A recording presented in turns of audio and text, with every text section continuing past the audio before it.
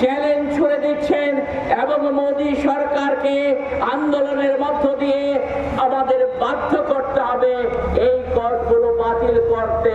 তার জন্যই আজকে আমাদের এই কর্মসূচি আমাদের শেষ হবে না যতদিন পর্যন্ত শ্রমিকদের স্বার্থ বিরোধী কোনো আইন মোদী সরকার বাতিল না করে ততদিন পর্যন্ত আমাদের লড়াই চলবে, সংগ্রাম চলবে।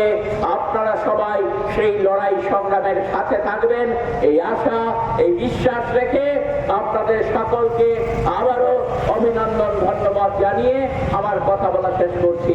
ইনক্লাব।